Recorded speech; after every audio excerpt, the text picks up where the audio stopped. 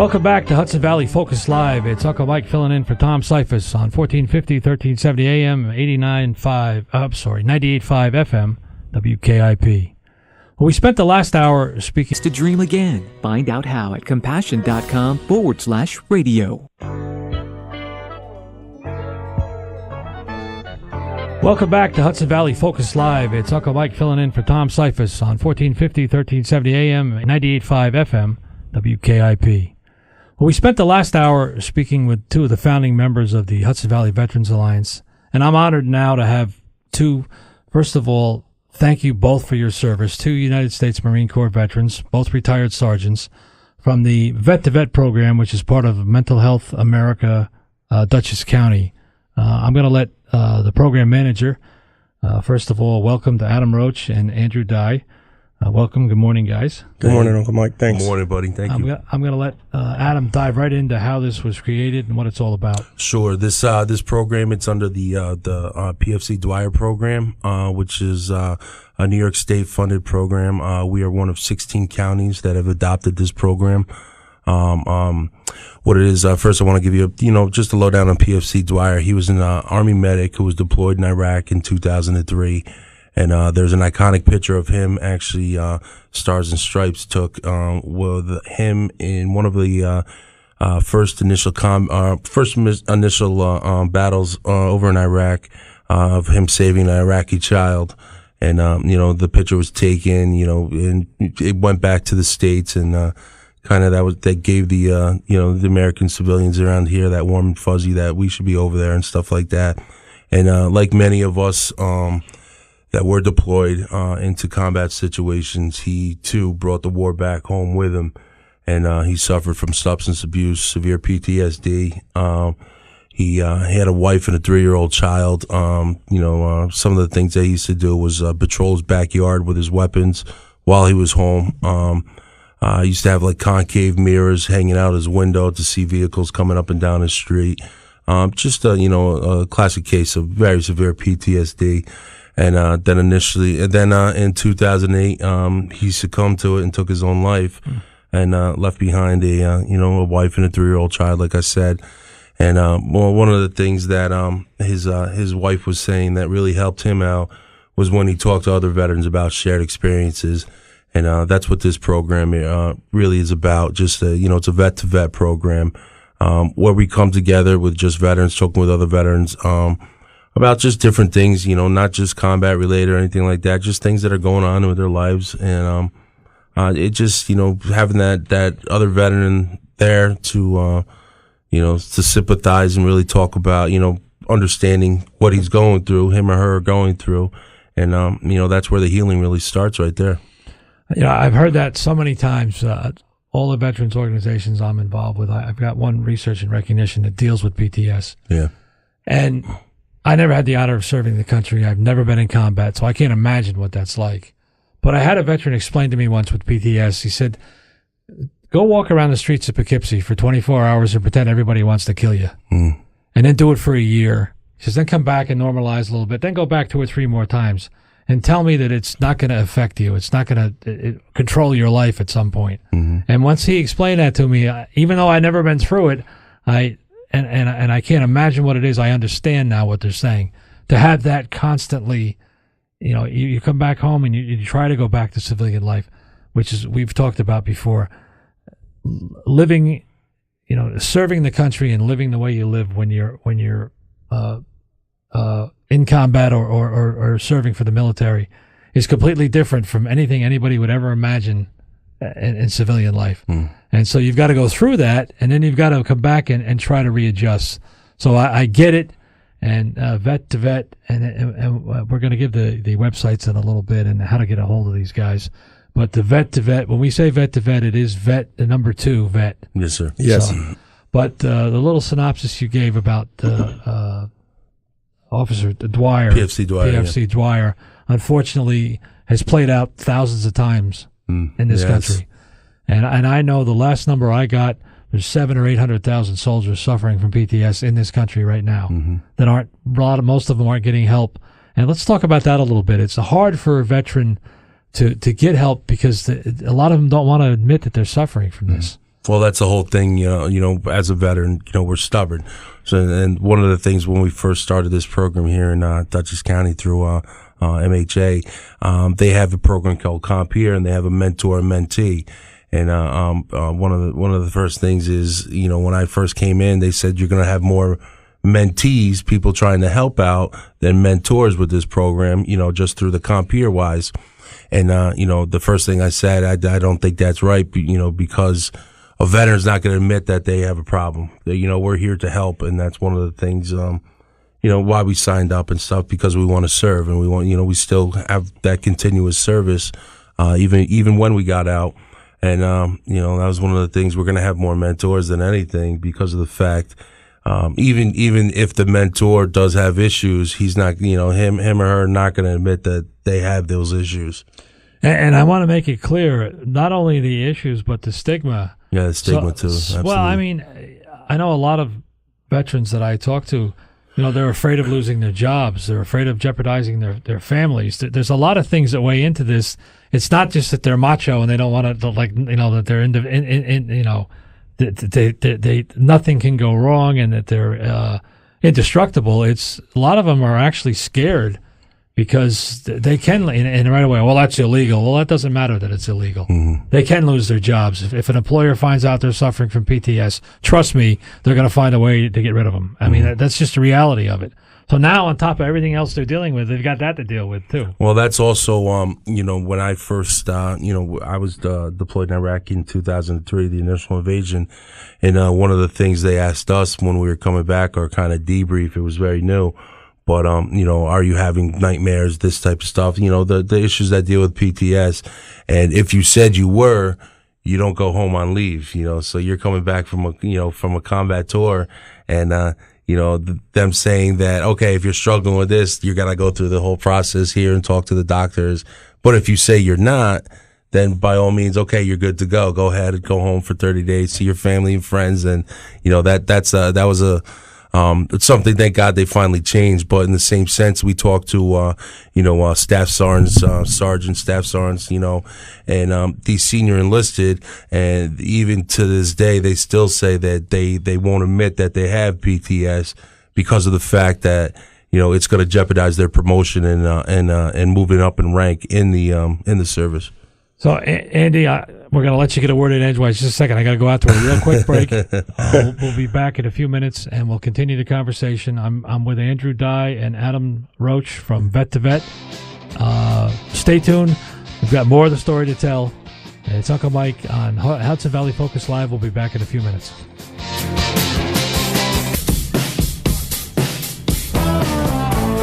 Welcome back to Hudson Valley Focus Live here on WKIP. When we left, joining me in the studio are the program manager, Adam Roche, and one of the program specialists, Andrew Dye from MHA Vet2Vet program. MHA stands for Mental Health America of Dutchess County, and the Vet2Vet program is a division of that organization. They were explaining how the Vet2Vet program got started, Adam. And Andrew was trying to get a word in edgewise. So Andrew, what you had something you really wanted to. Yeah, when we left off, we were Adam was given the combat perspective of having PTSD and going through that situation. And a lot of people don't realize as well that a lot of veterans, whether they're in the air wing or if they are supply or anything like that, if you go to the hospital and, they diagnose you with PTSD or MDD, which stands for major depressive disorder, it's very hard for them to move on outside of that in the civilian world. If a lot of the Marines or Army and veterans want to become police officers, and that's something that's a big hurdle for them is, when they go in for that interview or whatever and they find out, hey, I had PTSD, I was treated for it. Unfortunately, because of that stigma, it's tough and it's hard for them to keep moving forward. And then on top of that, because veterans tend to be stubborn, they don't want to ask for help. And we actually get more calls from family members and friends about, hey, I think this guy or gal needs help. What can you do? What can we do? And, we'll go anywhere out to meet them. I know Adam and the gentleman that he used to work with, they literally went out into the woods to find a veteran because they get a call like, hey, this vet's living in the woods, he needs help. So they went out in the woods and they went and found him. Yeah, we're like the I'd like to say the boots in the ground type. We get that call, we go right away. Well, I mean, we were talking off the air before we came back on here, and the VA system, unfortunately, we were having a discussion. If you walk into a VA hospital and say, listen, I'm really having some issues, I need some help here, it doesn't always work out the way you think it's going to when you walked in there, unfortunately. And unfortunately, you're either, I don't want to say incarcerated, that's the wrong word, but you're put into the system where all of a sudden you went from, a veteran who is trying to reintegrate back to the system to a risk, somebody who may be dangerous. And in some cases, maybe that is true, but in most cases it's not. And that's where you guys kind of come in, where they can come to you as a fellow veterans, really, is what it is. Yeah, that's the one thing that we, preach about our program, that we are non-clinical. We're not going to try telling you got to, put these pills and take this and that. What our healing is, the healing that we provide is from talking one-on-one about our shared experiences, and it's one of the mottos that we use is it's okay not to be okay, and I think that's very important. We understand that you might be in a hole right now. One of the things that we're going to do, we're going to jump in that hole with you and try to help you, get out of it. Everyone's got their different ways of getting out of it. So my way might not be the same way that you're going to get out of it, but just always know that no matter what, we're going to be right there with you. And I would assume you're part of Mental Health America of Dutchess County, so you have a lot of resources available that you can tap into. Being part of MHADutchess is actually a godsend for this program. Like Andrew was saying, a lot of the calls that we do get is from the veterans' loved ones, because vet's not going to say that they got issues or whatever. And not just that, dealing with PTS, it's not just a veteran's issue, it's a whole family's issue that's dealing with it. And some of the things that we utilize the programs that MHADutchess have established already, and not just for the vet himself or herself. We get the wife or the spouse involved. We have children care for them. And just going from there, it's all here. We also partner up with NAMI, which has a home front program, which is a 12-week program for spouses of veterans, to understand what the vet is going through, and also how to help yourself. And it's very important to take care of yourself in this whole entire process, because if you're broken down, you're not going to be able to do anything for that vet or loved one that you're helping. And as we were talking about in the break, the families serve right alongside the veteran. Absolutely. 100%. There's a sacrifice that they go through. And then what you just explained, when the veteran, whether it be male or female, comes home, the family has to deal with whatever they're dealing with as well. And the point you just made is a very valid one, that if they're not healthy, they can't help anybody else. If they're not, able to cope with it, it's just going to make that whole. It's like a vicious circle. Self care for them is very important. It's going to spiral downward very quickly. Mm-hmm. So, what are some of the other projects that you're working on, Andrew? Andrew and Adam. I've been to a couple of your functions, which we'll talk about toward the end of the program. They're a good time. Yeah, the Christmas party, which we'll talk about later, was just phenomenal. It was one of the nicest things I've ever been to with a veteran organization. Just a really great a concept, and a really, I hope you're going to continue to do that every year, because obviously it was a huge success. But what are some of the other projects you're working on at this point? What else is going on with the Vet2Vet? Well, one of the events we have coming up in February 24th, at the Spins Bowl on Taft Avenue here in the city of Poughkeepsie, we're doing another Veterans and Families Bowling event, and that's going to be from 12:30 to 3:30, and we are also going to do. I wanted to say talk about the turkey shoot that we had too.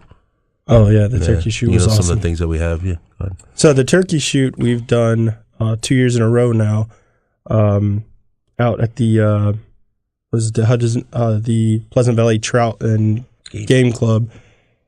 We did the turkey shoot where we had, I think, 75 veterans come out and a few family members, and we had a huge Thanksgiving dinner meal prepared. A few people volunteered from the gun club, made the food. It was a great time. We did some 22 shooting, some trap shooting, and we had a lot of prizes that we gave out, and it was a great time. It was a lot of camaraderie, and a lot of vets were able to meet other vets that they had never met before, and was able to build those relationships and have that camaraderie just like you would have while you were still in the military, while you're still active, because that's something you miss. Yes, at all our social events that we hold, it's awesome to see. Right in the beginning, you see, the veterans that know each other and come with each other and stuff. They're talking with each other, and then at the end, the perfect example is the turkey shoot. Is we have that Thanksgiving dinner, and everyone, they're all spread out at first, and then at the end, everyone is together talking to somebody that they just met at that event. And, that's what this program really is all about, is, getting together with other veterans and talking about those shared experiences. And, just walking up and down the tables there, you hear these different stories, and, Army, I'm sorry, Army doesn't, stands for aren't real Marines yet, stuff like that. And, that typical, like, back and forth, but, right there, everyone's like laughing and having a good time. And, that's what it's really about, just getting out of the, their ordinary life and just coming into, that atmosphere, that military atmosphere again. You're talking about, you have those slogans and stuff like that, the little ditties that you use in the military.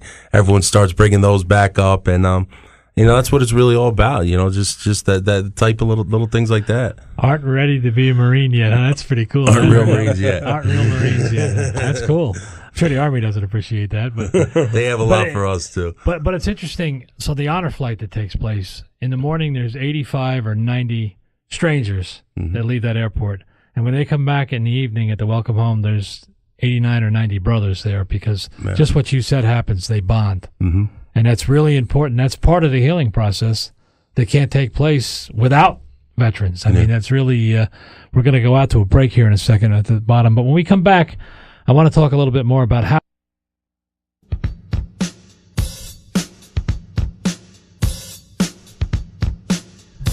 Hey, it's Uncle Mike back with you here on Hudson Valley Focus Live. I'm honored to be in the studio with two heroes, two retired Marine sergeants who have continued to serve their country by helping their fellow veterans. Of course, speaking of the program manager, Adam Roche, and one of the program specialists, Andrew Dye. We've been talking about the Mental Health of America's Vet2Vet program. And when we were off the air, Andrew, we were talking about how important it is our law enforcement community, who is dealing on a daily basis with some of the veterans who are having some issues, and how important it is to teach them how to deal with veterans. And you've got a curriculum you've put together now, and you've got classes where the law enforcement officers are learning how to deal with veterans who are in crisis. Yes. We've learned really quickly that I was under the assumption there'd be a lot more police officers that were veterans, and several of the classes that we've done so far, there actually hasn't been that many veterans. So what it is that we've been invited to do is the crisis intervention training for the town of Poughkeepsie and the city of Poughkeepsie police departments, as well as the Dutchess County Sheriff's Department. We've had a few sheriff's deputies in there. Our class basically is an hour-and-a-half class that Adam and myself have put together, and we try to teach the police officers how to identify veterans, whether it be tattoos, things that they're wearing, the language that they use, as well as identify signs of PTSD or, depression, substance abuse, alcoholism, and all the things that could cause havoc on PTSD. And in that class, we try to help them understand ways of going about talking to the veteran. Unfortunately, not everybody thinks they're a veteran, even if they did serve. So one of the things that we, tell the police officers do if they think they might be a veteran is, just ask them, have they served in the military? Because some veterans, due to maybe bad experience, or they think that just because they didn't serve during a wartime, that they're not considered veterans, which isn't true. So we help them understand that. And then on the other side of it, as far as the mental health aspect goes, just how to approach a veteran that's in a crisis situation, not getting too close to them, maybe give them a little bit more space, just trying to talk them out of the situation in a calm, relaxed manner. Because unfortunately, if the veteran is on alcohol or, a form of a drug, it can cause your PTSD to go in a hyperarousal state, which essentially means that because of what they may be on, their brain and the chemicals in their brain, they can't come down from that PTSD state. They get stuck in that state. So when they get stuck in that state, all they can think of is, I need to protect myself, or, they literally have the flashback that puts them back into that moment of whatever caused them PTSD, whether it was a firefight or what we call an MST, which is a military sexual trauma. Unfortunately, those things do happen to both males and females in the military. So we just help the police departments as much as we can understand their options on how to deal with it. And if possible, if it's a situation where they don't have to arrest a veteran, take them to the stabilization center, because as soon as they get to the stabilization center, Adam and I get a phone call. Hey, we have a vet here. He's in a crisis situation. Can you come talk to him? Let's see what we can do. And that's what we do. We will go at any time to help a veteran out if they're in a crisis situation. So I would hope this is kind of a model that's being developed across the country, because law enforcement are going to deal with veterans on a daily basis that are in crisis. Mm-hmm. And, you were explaining to me just the way they handle them can make a difference. No, absolutely. And I'd never thought about that till you guys brought it up before. So that's really cool that's what you're working on. You've got a program you put together. Hopefully it catches on and they do it across the country, because everybody could use that training, all the law enforcement, I'm sure. Yeah. It's got to be interesting for people to understand what you deal with. So why don't you just quickly give a couple of instances of situations that you've been called into? Well, one of the ones that we didn't even get called into, the gentleman showed up at our building. He wanted to get clean. He wanted to get help. He was a veteran, and he really needed to get clean. He really needed help, and he was at his wit's end. He tried to use the VA before, and he tried to use other channels to become clean. I mean, anybody in recovery can have relapses. We all know that. And this gentleman came to us, and he was very upset, very distraught, and he just came to us. He was like, I need help. And we asked him his story. He told us what had happened as far as his prior drug use and all that. And he was like, you know what? I'm done with it. I really want to get help. He was in the mid-50s, and he had tried contacting the VA, and they were trying to turn him away because he had an issue with them before. So Adam and I made some phone calls, and we kept getting looped around over and over again through the VA system, and we were just in awe, and we couldn't understand how nobody would help this guy out, even the VA. And we were like, you know what? Let's take care of this our way. We threw him in our truck, and we drove straight to Montrose, walked into the urgent care, and was like, help him right now. And that's what happened. As soon as we walked in with him, and the way we handled it, we were able to call the doctor ahead of time. We were able to let them know we were coming, and that veteran got help that day and was able to get put into the rehab center in Montrose and was able to get clean. He literally walked into our building and was like, I need help. And nobody else was helping him. Yeah, we deal with that. We deal with a lot of one suicide call that I dealt with, and I don't. If you ever been on the other line of a suicide call, it's the scariest thing that you could possibly do. Talked to he was a Marine veteran, talked him down, got him the help that he needed, got him into St. Joseph's up in Saranac Rehab Center up there. And right now I'm still in contact with him, and he's doing great. He's those type of things. How can you put a price on a human, especially a veteran or any human that is, that's the beauty of this program, and it's just the continued funding needs to happen. So if you're listening to what we're talking about here and you really want to get involved, MHADutchess.org is the website. You can call 473-2500, and 1306 or 1307 are the two extensions for Andrew and Adam. If you want to get involved, they can always use volunteers. Mm-hmm. They can always use donations. They are a 501c3. So, again, it's MHADutchess.org is the website. The phone number is 473-2500, extension 1306 or 1307. if you're just interested in finding out more, because unfortunately we're going to go out to another break, and it's one of the fastest hours in radio. It just flies by. We come back, we're going to talk about where they're headed as an organization. But please reach out to them if you want to find out more information or you want to get involved and help. We're going to take a quick break. We'll be back in just a few minutes, and we'll finish up with the MHA Vet2Vet program here on WKIP. Hey, it's Uncle Mike. We're going to take it up to the top of the hour here on Hudson Valley Focus Live. We're going to finish up. In the studio with me is the program director, Adam Roche, and the program specialist, Andrew Dye, of the Mental Health America of Dutchess County's Vet2Vet program. And again, when we say Vet2Vet, it's Vet, the number 2 Vet, so when you're looking for it on social media. But if you go to MHADutchess.org, it's all there, the whole story. There's an icon for Vet2Vet.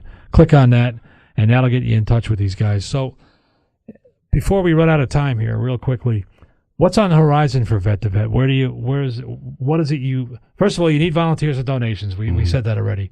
But where do you see the program going from where it is? One of the things, from the beginning to where it is now, it's jumped leaps and bounds. But one of the things we really want to get involved is the local colleges. One of the things that we want to do is it's called a Dwyer Cup, where we have we have 5 colleges in Dutchess County, and possibly get the veterans that are in those colleges involved and have like different competitions, and then whatever college wins gets to keep the Dwyer Cup until the next next event, just to establish that esprit de corps, which means pride in one's unit, maybe pride in one's school, and just get the veterans out together and being active again. And bringing, at the same time, you're bringing attention to what's going on. Absolutely. You're involving the public in these events so they can begin to understand. We were talking off air, the World War II and Korea, and even to a certain extent Vietnam, for lack of a better word, it was a more defined conflict, I guess is the best way to put it. The wars that you were involved with, the conflict in Iraq and Afghanistan, our soldiers are going back multiple times now where that never used to happen. You told me there's one gentleman that's gone 17 times. 17th combat tour. That's just insane. Yeah, they're going, like I was telling you before, they go from one extreme to the next, where you're expected to be this war fighter, and then, coming back and being that husband or wife. And, then 2-3 months later, you're going back to be that war fighter again. And, I just think as far as the mental health, aspect of it, we haven't even scratched the surface on on these men and women that are involved with this right now. But to your point, the initiative you're talking about, it is the younger soldiers that are experiencing this now. Yes. Not to say every soldier was exposed to things that were unthinkable and suffered from PTS, but the younger guys today especially. So this is a great idea to involve the colleges, because you're dealing with the veterans at that level that probably really need the help. Also, and need the outlet to be able to deal with it. Absolutely. Also, we're involved with the Dutchess County Dutchess County Jail. Also, we've talked to a couple of inmates that are veterans and helped them out big time. I'll tell you that with the one.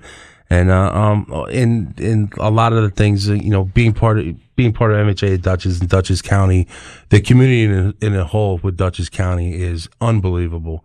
Really, the support that Dutchess County has with for their veterans is just bar none. It's unbelievable. And I know our county exec Marcus Molinaro made 2018 the year of the veteran. So we're excited to be part of all the events that Dutchess County is going to be having for the veterans. Yeah, we're looking forward to Armed Forces Day on May 19th with Hudson Valley Alliance, who was on before you guys. And I got to tell you, I've been to a lot of veterans events. The Christmas party you guys threw was one of the nicest events I've ever been to, and I really felt good about what was going on when I walked out of there. To see the veterans sitting at tables with their families, enjoying a Christmas dinner. I kudos to you. I hope you keep doing that every year, and please invite me, because I had so much fun just sitting and talking to all the veterans that were there in a really relaxed atmosphere. And I think it really helped all of them. I think a lot of them walked out of there probably feeling better about themselves, not only, about their situations. Absolutely. But the fact that again, what a great event it really was. Who came up with that? How did you think of that? I mean, you just decided to have a Christmas both party? of us, really. Yeah. We put our heads together, yeah. Adam had the connections for the Derby, which is where we held it. But and hats off to them, by the way. it was amazing. They did a great job. Treated everybody like rock stars there. It was really amazing. They did a really great job. The restaurant was beautiful. The food was really well prepared. That steak was ginormous. That thing was huge. Oh yeah, that was. The veterans were going crazy with that. But just how beautiful that I ended up. I mean, the restaurant was packed. It was shoulder to shoulder almost. But even with that many people, even the veterans that have issues with big crowds felt safe. They felt comfortable, and that's what we were going for. Like, we wanted everybody to have a good time. Even though there was a lot of people, you were comfortable, you enjoyed it. The families were able to talk to each other, and it was just a great evening. It was, and like I say, I hope you continue to do it.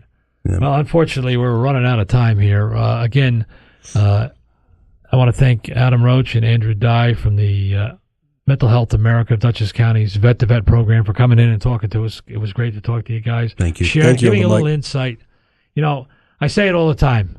If you're out and about and you see a gentleman with a hat on that has a ship on it, or you think somebody's a veteran, go over and thank him for their service. 100%. You got to startle them sometimes, but when they realize what you're doing, it makes them realize, and you and I have talked about it, what you did meant something. Yeah. It wasn't, what you went through not only protected our freedom, but it meant something. Yep. So thank a vet when you see him. Guys, thanks for coming in. Thanks for coming. Ed Kowalski will be in tomorrow morning. Thanks for listening to Hudson Valley Focus Live on WKIP. And Tom Cypress, happy 70th birthday. Waking up on the right.